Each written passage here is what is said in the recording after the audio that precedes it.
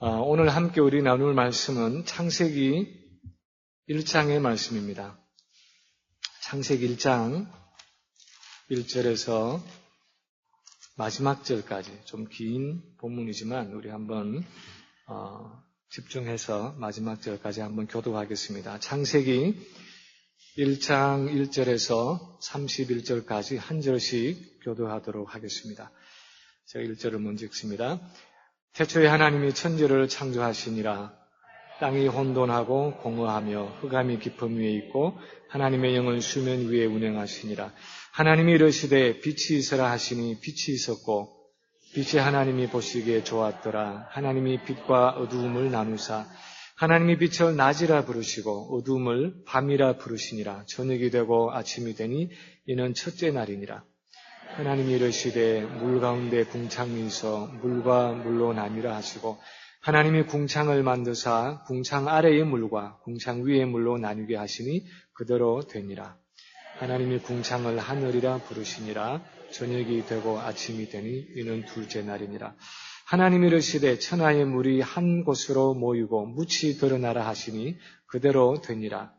하나님이 묻을 땅이라 부르시고 모인 물을 바다라 부르시니 하나님이 보시기에 좋았더라.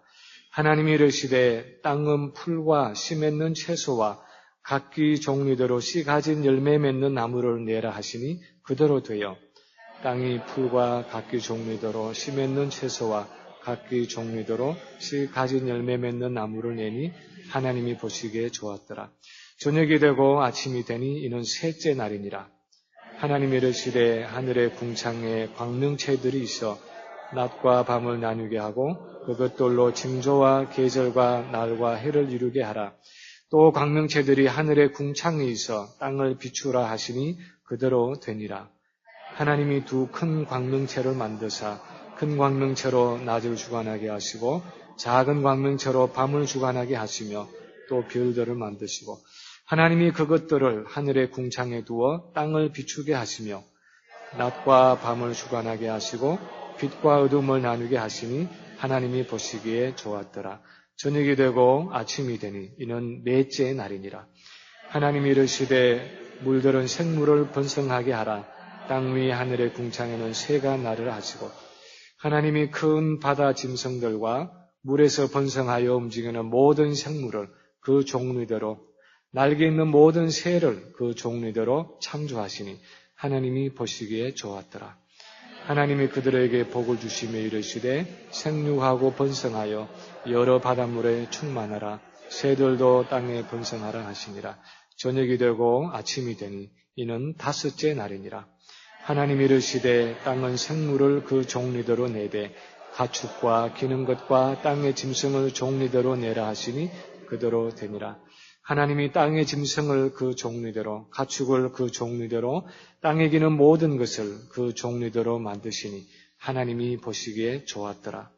하나님이 이르시되 우리의 형상을 따라 우리의 모양대로 우리가 사람을 만들고 그들로 바다의 물고기와 하늘의 새와 가축과 온 땅과 땅에 기는 모든 것을 다스리게 하자 하시고 하나님이 자기 형상 곧 하나님의 형상대로 사람을 창조하시되 남자와 여자를 창조하시고 하나님이 그들에게 복을 주시며 하나님이 그들에게 이르시되 생육하고 번성하여 땅에 충만하라. 땅을 정복하라. 바다의 물고기와 하늘의 새와 땅에 움직이는 모든 생물을 다스리라 하시니라. 하나님이 이르시되 내가 온 지면에 씨 맺는 모든 채소와 씨 가진 열매 맺는 모든 나무를 너희에게 주노니 너희의 먹을 거리가 되리라.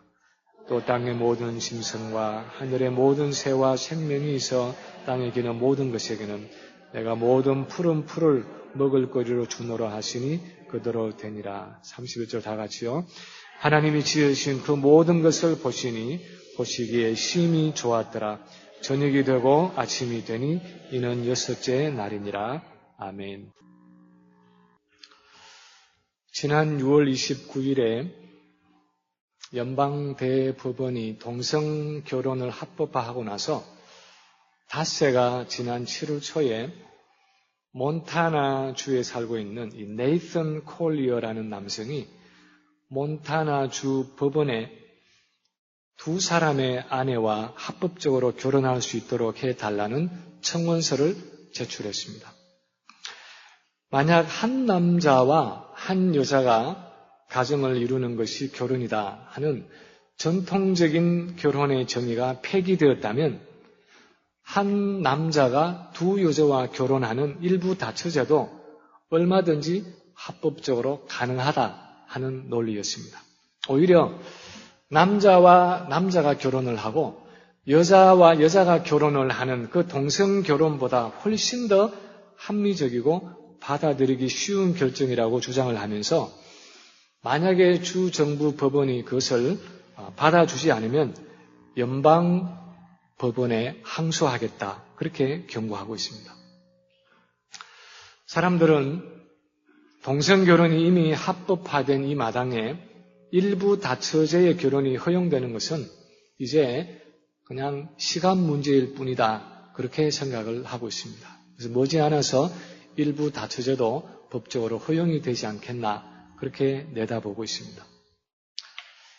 한번 하나님이 세우신 창조의 질서를 허물고 나면 이제는 그 무엇으로도 막을 수 없는 인본주의와 세속주의가 걷잡을 수 없는 그런 속도로 이 사회를 점령해 가는 것입니다.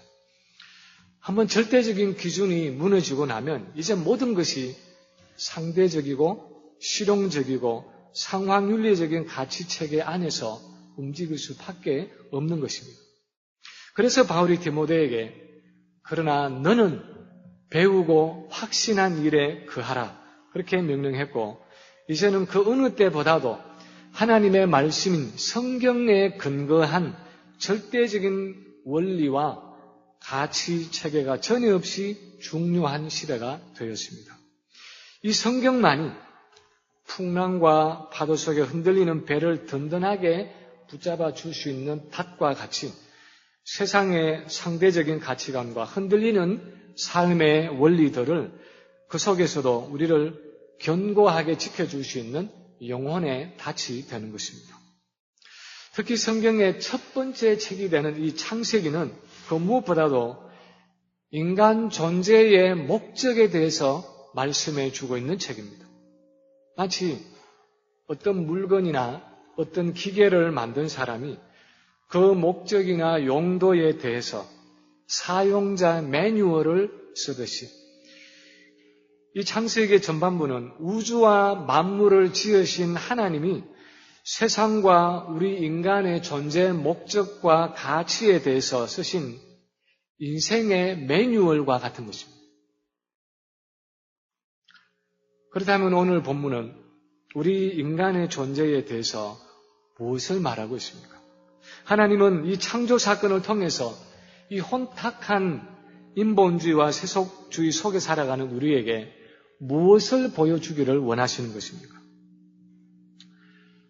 첫 번째로 오늘 이 창세기의 본문 우리에게 말씀해 주는 것은 하나님이 우리의 창조주가 되신다는 사실입니다. 하나님이 우리의 창조주가 되신다는 사실을 말씀해 주고 있습니다. 본문 1절은 태초에 하나님이 천지를 창조하시니라 하는 말로 시작하고 있습니다. 띄어쓰기를 보면 4개의 단어가 한 문장을 구성하고 있습니다.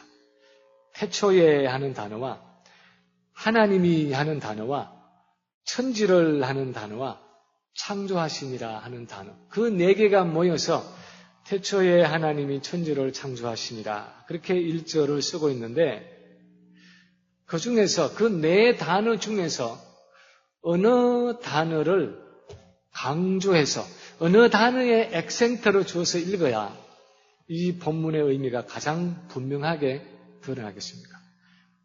태초에 하나님이 천지를 창조하시니라 하는 4글자 중에서 어디를 액센트를 두어야 이 본문의 의미가 가장 뚜렷하게 드러나겠습니까? 본문의 문맥에서 보면 그리고 모세가 맨 처음에 이 글을 쓸 때 가졌던 그 신학적인 의도를 보면 이 문장에서 강조되어야 하는 단어는 태초에 하나님이 하는 이 하나님이라는 단어입니다. 태초에 어떤 다른 존재가 아니라 하나님이 천지를 창조하셨다는 것입니다.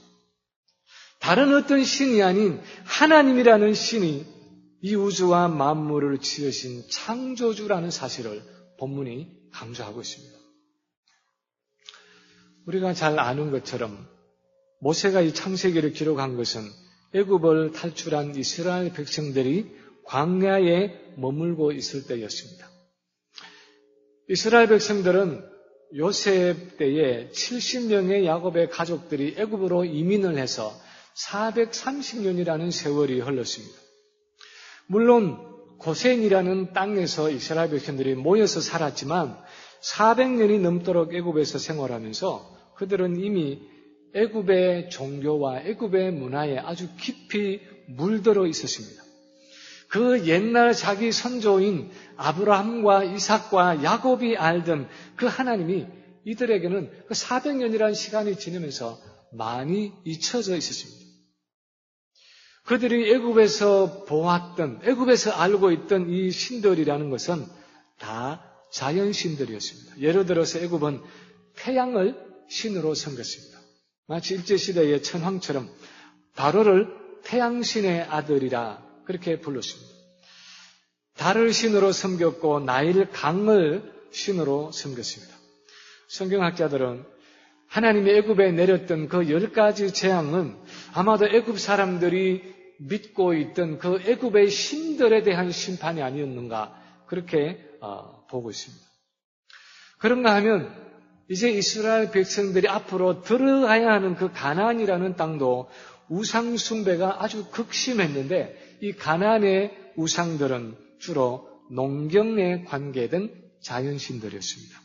대표적인 가나안의 그 신이었던 바알은 농사에 필요한 그 비를 몰아오는 그런 태풍의 신으로 여겨졌습니다. 나중에 이스라엘이 음란하게 산당을 세워서 섬기게 되는 이 아세라 목상도 다산과 풍년을 주는 그런 신으로 여겨지는 농경신이었습니다. 이렇게 이스라엘 백성들이 주변에서 보고 들어서 아는 신이라는 것은 모두가 자연신이었습니다. 하나님으로부터 지음을 받은 자연을, 다시 말해서 피조물들을 신이라고 그렇게 섬기고 있었습니다. 그러나 하나님은 이제 자신을 피조물에 불과한 그런 애굽과 가나안의 신들과는 현저하게 다른 온 천하를 창조하신 창조주 하나님이심을 나타내기를 원하셨습니다.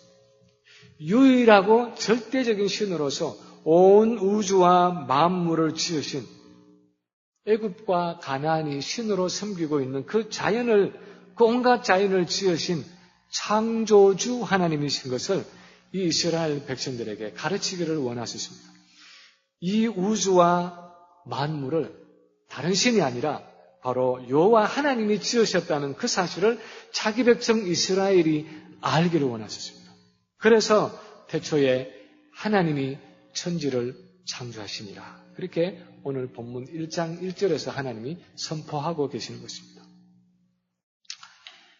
이 하나님의 창조주 되심은 창세기 1장 1절에서부터 시작해서 요한계시록 마지막 절까지 성경 전체를 흘러가는 가장 중요한 대전제라고 말할 수 있습니다. 대전제라고 그렇게 말을 붙이는 것은 이것을 전제하지 않고는 성경 전체를 바로 이해할 수가 없다는 것입니다. 성경의 모든 사건과 말씀은 이미 이 사건을, 이 사실을 하나님이 창조주 되신다는 그 사실을 전제로 하고 쓰고 있기 때문에 이 전제를 인정하지 않고는 성경은 물론이거니와 성경이 말하고 있는 인간과 온 세계에 대해서 결코 이해할 수 없다는 것입니다. 저는 때때로 성경을 읽다가 굉장히 간결하면서도 너무나 함축적인 의미를 담고 있는 구절들이 있다고 생각하는데 그 중에 하나가 에베소서 6장 1절의 말씀이라고 생각합니다. 거기 보면은 이렇게 쓰고 있습니다. 자녀들아 너희 부모를 주 안에서 순종하라.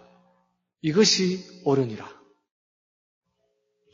자녀들아 주 안에서 너희 부모를 순종하라 하고 나서 그 이유를 쓰기를 이것이 옳으니라. 그렇게 이유를 붙이고 있습니다. 저 같으면 만약에 제가 그거를 쓴다면 자녀들아 주 안에서 너희 부모를 순종하라 하고 나서 왜냐하면 부모가 너희를 얼마나 고생해서 낳으시느냐. 부모가 얼마나 진자리 마른자를 갈아 누우면서 너희를 먹이고 너희를 입히고 필요한 모든 것들을 그렇게 공급하면서 얼마나 고생을 하면서 이민생활을 하면서 교육을 시켰고 하면서 구구절절히 그 이유를 아주 자세하게 설명하면서 마음에 와닿도록 그렇게 설명을 할 텐데 성경은 그런 구구절절에 아무런 설명 없이 순종해야 할 이 이유를 단 한마디로 일축하고 있습니다. 자녀들아 주 안에서 너희 부모를 순종하라. 이것이 옳으니라. 이것이 옳으니라. This is right. 그냥 왜 옳은지에 대한 설명이 없이 그냥 이것이 옳다. 그렇게 선포하고 있습니다. 왜냐하면 부모에게는 자식에게 설명할 수 없는 또한 설명할 필요도 없는 어떤 초월성과 절대성 또는 어떤 위계질서가 있기 때문입니다. 설사 잘 못 먹이고 설사 잘 못 입히고 남보다 좀 더 교육을 못 시켰다고 하더라도 부모와 자녀라는 그 관계성 때문에 생기는 어떤 존재적인 절대성이 부모에게는 있다는 것입니다. 이 점에 있어서 부모는 그의 부모됨에 대해서 자녀를 설득하고 동의를 구하는 것이 아니라 일방적으로 선포하고 선언하는 것입니다.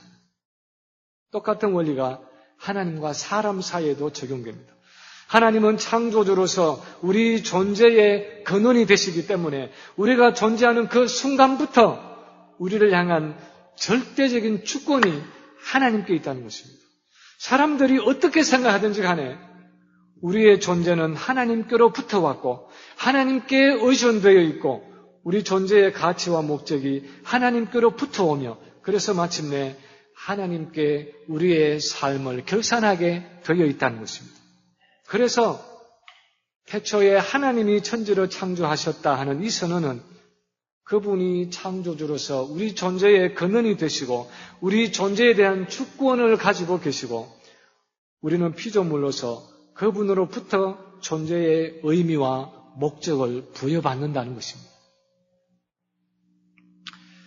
두 번째로 오늘 본문에 또한 우리에게 말씀해 주고 있는 것은 이 하나님의 창조는 구체적인 목적과 계획을 가진 창조였다는 사실입니다. 이 하나님의 창조는 아주 구체적인 목적과 계획을 가진 창조였다는 사실입니다. 창세기 1장이 창조 사건에 대한 자세한 기록을 하면서 우리에게 보여주고 있는 사실은 하나님이 세상을 창조하실 때 아무런 생각 없이 즉흥적으로 어쩌다가 보니까 우연히 만물을 만들어내신 것이 아니라 거기에는 하나님의 세밀한 목적과 계획과 의도가 있었다는 사실입니다. 오늘 이 본문에서 6일간에 하나님이 만드신 그 창조의 순서를 찬찬히 살펴보면 거기서 확연하게 알 수 있습니다. 예를 들어서 처음에 3일은 뒤에 3일 동안 창조하실 그 기초를 놓는 작업을 하고 있습니다. 첫째 날은 모든 것의 근원이 되시는 빛을 만드셨습니다. 둘째 날은 땅 위에 덮인 물을 갈라서 그 가운데 공간을 만들었습니다. 그래서 땅 위의 물과 땅 밑의 물로 그렇게 나누시면서 공간을 하늘이라 부르시고 땅 위에 남아있는 물을 바다라고 부르셨습니다. 셋째 날은 그 땅 위에 있는 물인 바다의 물을 한 곳으로 모아서 바다를 놓고 그 다음에 드러나는 곳을 육지로 만드셨습니다. 그리고 그 육지에다가 채소와 과일, 그런 나무들을 창조하셨습니다. 그런 후에 뒤에 3일은 처음 지으신 그 3일 동안에 만드신 것들을 채우는 작업을 하고 계십니다. 넷째 날은 첫째 날 만드신 그 빛을 전달하는 매체가 되는 해와 달과 별들을 창조하셨습니다. 다섯째 날은 둘째 날 만드신 그 하늘과 바다를 채우는 새 종류와 물고기들을 창조하셨습니다.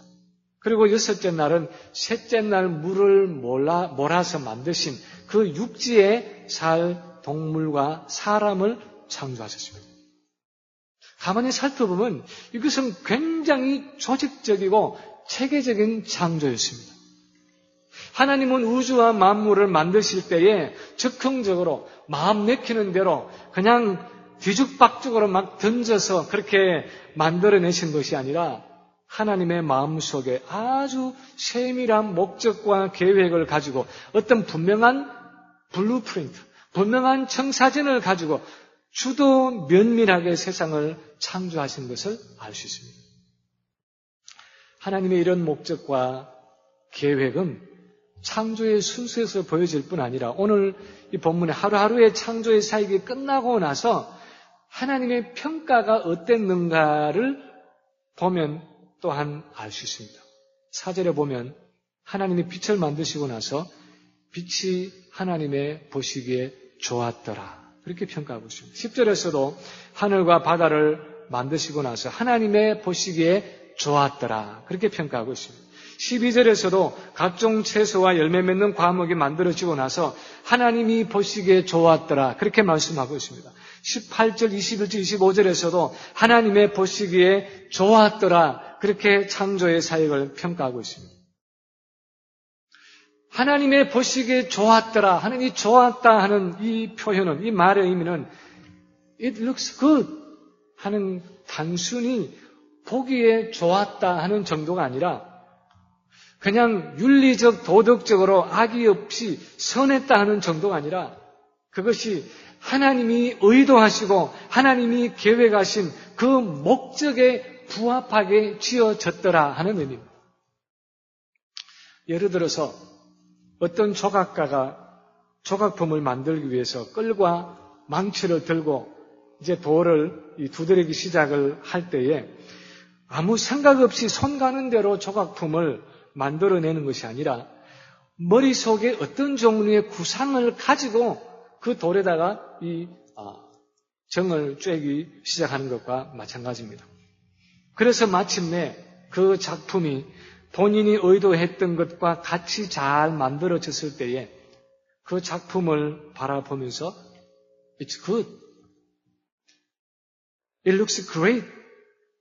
야, 정말 좋구나. 정말 잘 만들어졌구나. 그렇게 기뻐하고 만족하는 것과 똑같습니다. 마찬가지로 오늘 본문에서 하나님이 보시기에 좋았더라 하는 이 표현은 하나님이 그 영원하신 그 마음속에 하나님의 마음속에 생각하신 것을 말씀하셨을 때에 실제로 이 우주 만물이 하나님이 의도하신 대로 잘 만들어졌다는 의미입니다.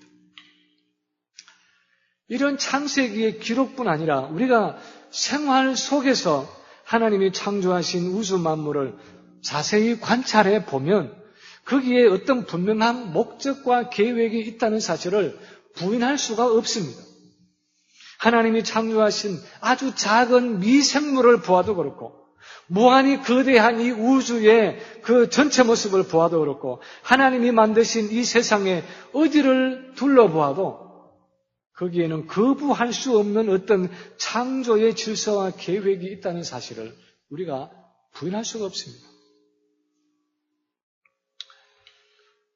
오늘날 우리가 사는 이 시대의 가치관 중에 하나는 이 세상이 가지고 있는 그 뚜렷한 가치관 중에 하나는 우주와 창조의 무목적성입니다.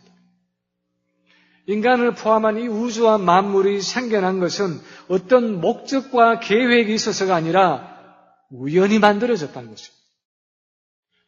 빅뱅이라는 티어리에 의하면 빅뱅 하는 그 빅뱅 티어리에 의하면 우주는 수백만 년 전에 우연히 어떤 거대한 덩어리의 물질이 폭발되어서 오늘의 이 우주가 만들어졌다. 그렇게 설명을 하고 있습니다.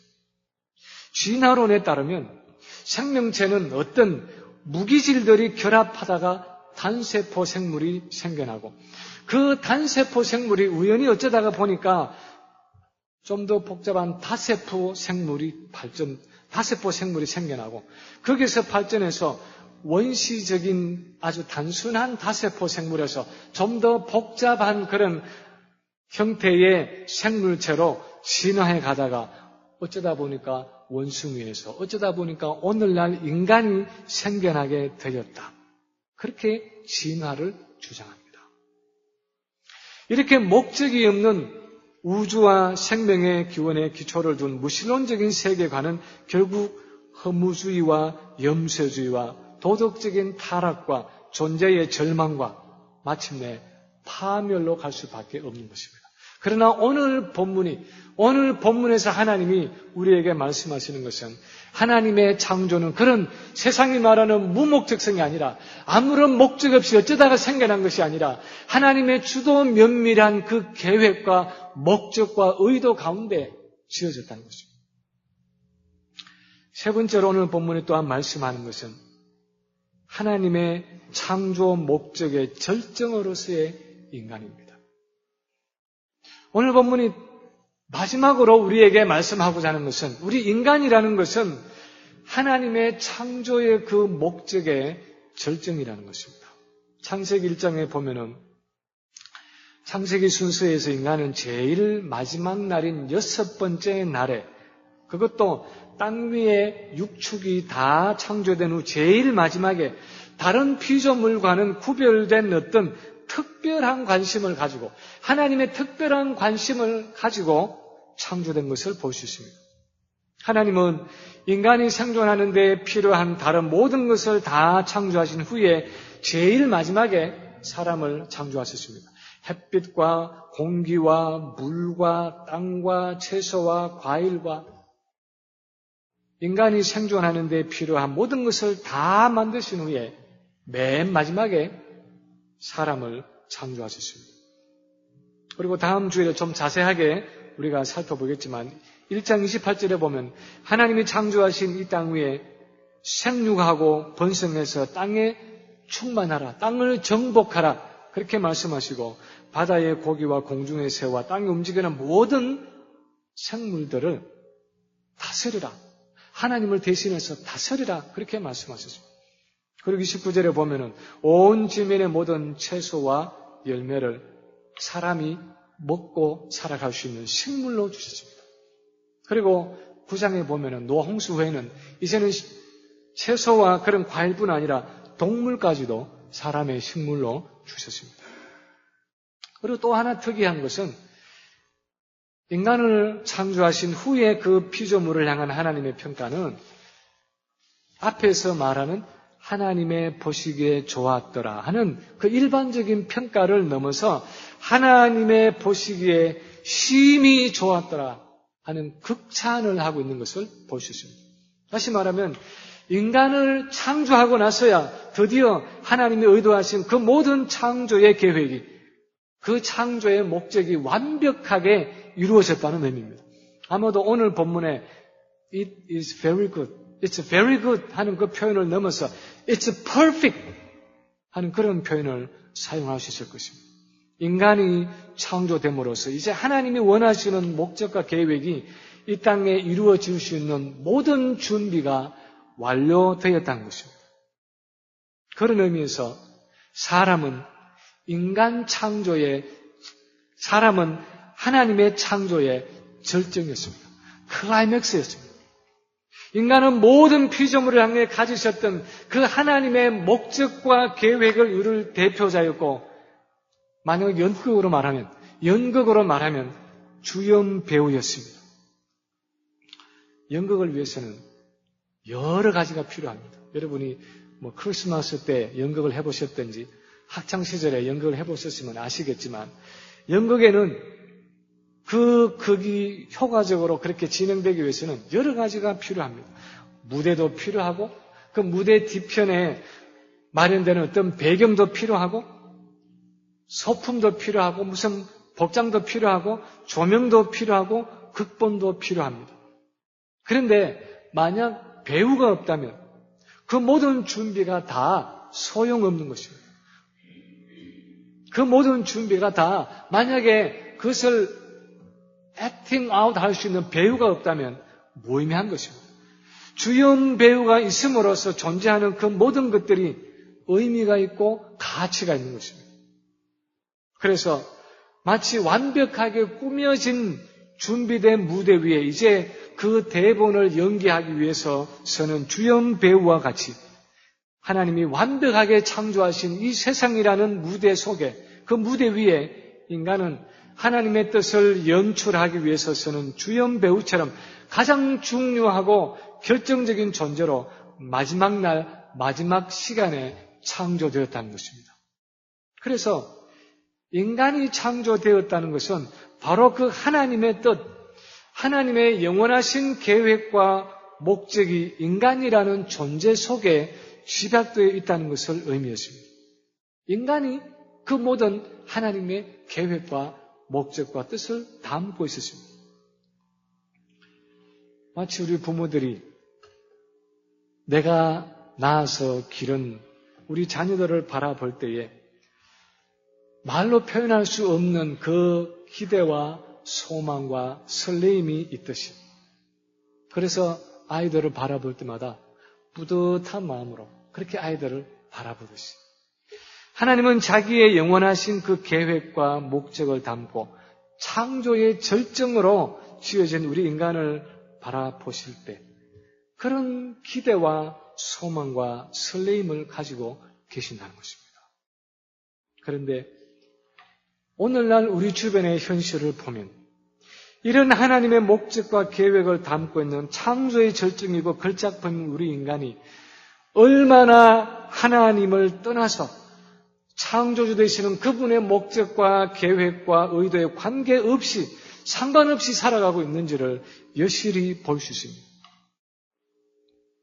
2차 대전 때에 나치 독일이 얼마나 수많은 유대인들을 짐승보다 더 못하게 취급하면서 잔인하게 학살했습니까? 일본 제국주의가 우리나라와 중국과 동남아에 얼마나 입에 담지도 못할 그 비인간적인 일들을 자행했습니까? 그런 일들 후에 불과 50년이 남짓 지난 지금 극단적인 그 이슬람 근본주의자들이 얼마나 잔인하게 자살 폭탄 테러를 하고 수많은 사람들을 고문하고 마치 짐승을 도살하듯이 그렇게 사람을 참수하고 있습니다. 이 미국 안에서만도 수많은 사람들이 다른 사람들에게 아무 이유 없이 무차별 총격을 가하면서 그렇게 자신들의 분노를 터뜨리고 있습니다. 얼마 전에 노스캐롤라이나의 찰스턴 교회에서 있었던 그 총격 사건이 몇 주 되지 않아서 채 잊혀지기도 전에 그저께 테네시의 그 군부대에서 또 총격 사건으로 5명의 사람이 죽었습니다. 오늘날 우리 주변에서 현저하게 보는 것은 성경이 말씀하고 있는 그 원래 하나님이 창조하신 그 인간의 존엄성과 인간의 귀중함이, 생명의 귀중함이 급격하게 상실되어져 가고 있다는 것입니다. 거기에 비해서 성경은 무엇이라고 말씀하고 있습니까? 예수님은 말씀하시기를 지극히 작은 소자 하나에게 한 것이 곧 나에게 한 것이다. 그렇게 말씀하셨습니다.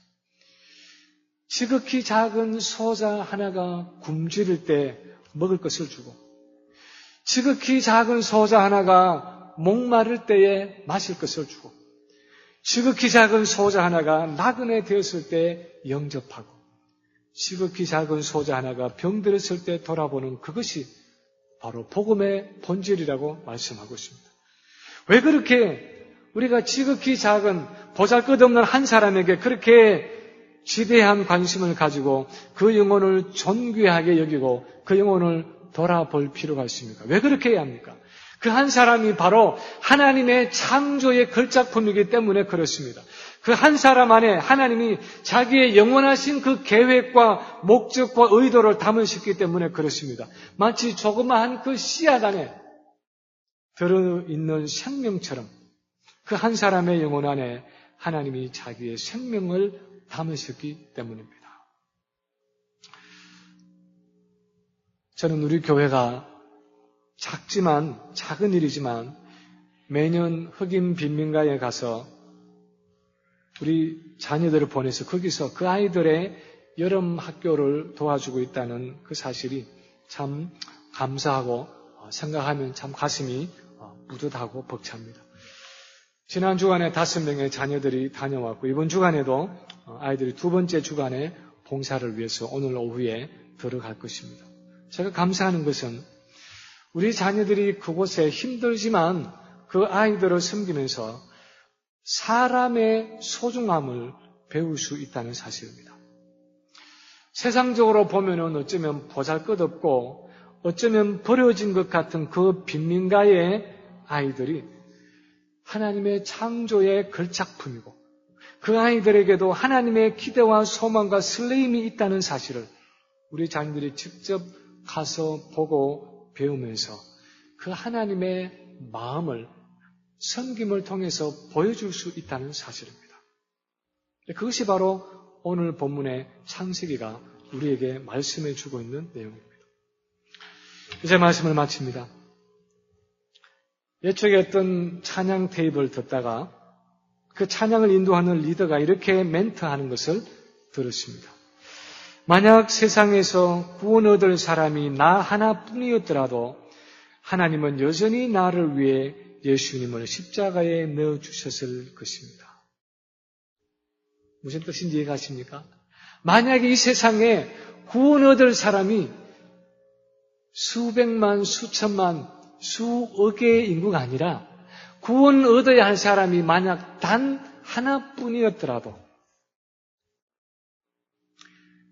여전히 그 한 사람이 나를 위해서 예수님을 십자가에 내어주셨을 것입니다. 그렇게 멘트를 했습니다. 그런데요, 저는 그 멘트를 들으면서 처음에는 그 말이 잘 실감이 나지를 않았습니다. 정말 그럴까? 정말 하나님이 그러셨을까? 정말 세상에서 구원 얻어야 할 사람이 나 한 사람뿐이었더라도 하나님이 여전히 나를 위해서, 나 한 사람을 위해서 예수님을 십자가에 내보내 주셨을까? 온 인류가 아니라 나 한 사람을 위해서도 하나님이 자기 아들을 십자가에 못 박았을까? 처음에는 잘 믿어지지가 않았습니다. 그러다가 곰곰이 생각해 보니까 성경에 이미 그 답이 나와 있었습니다. 성경에 나오는 이런 양의 한 마리 비유. 99마리의 양을 들판에 놓고 그 한 마리의 잃어버린 양을 찾아서 온 산과 들을 헤매는 그 목자의 모습. 그것은 바로 나 같은 죄인 하나를 찾아오신 예수 그리스도의 모습이었습니다. 100마리가 아니라 10마리가 아니라 한 마리의 이런 양인데도 그 한 마리를 잃지 않기 위해서 산과 들을 헤매며 찾아다니시는 그 목자의 모습에서 한 사람의 죄인을 찾으시는 하나님의 마음을 읽을 수 있었습니다. 도대체 무엇 때문입니까? 인간의 목숨이 파른 목숨처럼 죽어가는 이 세상 속에서 인간의 존재가 너무나 무가치하게 여겨져서 하루에도 수백, 수천 명의 목숨이 죽어나가는 이 세상에서 한 사람의 존재가 무엇 그렇게 대단해서 그 죄인을 구원하시기 위해서 하나님이 자기 아들 예수 그리스도를 이 세상에 보내셨단 말입니까? 왜냐하면 그 한 사람 속에 하나님의 영원하신 목적과 계획이 들어있기 때문입니다.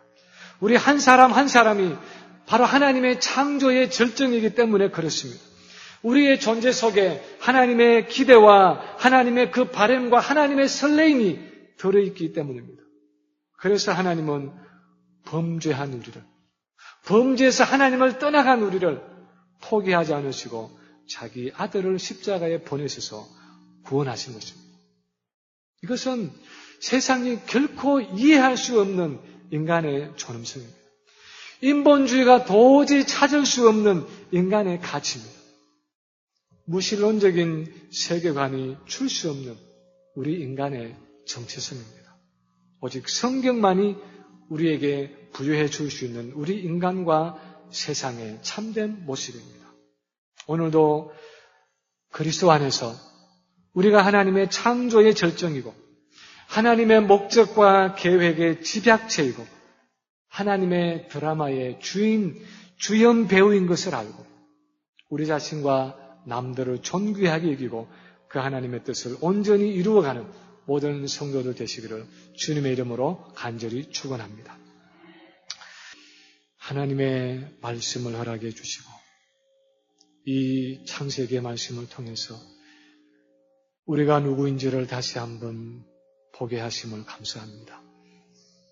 결코 세상이 말해줄 수 없고 세상의 사람들이 발견할 수 없는 아버지 하나님, 이 우주 만물에 하나님께 지음 받은 것과 우리 인간이 하나님의 피조물 된 것을 말씀을 통해서 저희가 다시 한번 깨달으며 우리가 하나님 앞에 얼마나 소중한 존재인지 우리를 보실 때 말할 수 없는 기대와 소망과 설레임을 가지고 바라보시는 그 하나님의 얼굴을 저희가 다시 한번 바라보게 하심을 감사합니다. 아버지, 간절히 소원하는 것은 우리 자신과 우리의 자녀와 아버지 우리 주변의 이웃과 이 세상에 있는 많은 사람들을 그 눈으로 바라보게 하시고 그 안에 있는 하나님의 목적과 하나님의 계획과 뜻이 온전히 이루어지도록 아버지 그렇게 우리 자신이 기도하며 하나님께 쓰임 받게 하시고 이토록 인본주의고 세속적이고 참으로 인간의 존재가 인간의 존엄성이 땅에 떨어진 세상 가운데 참으로 우리를 통해서 하나님께서 창조하신 온 이 피조물과 인간의 그 소중함이 아름답게 드러날 수 있는 증거될 수 있는 복된 삶을 살아가는 저희 모든 성도들 다 되게 해 주시옵소서. 예수님 이름으로 감사하며 기도하옵나이다. 아멘.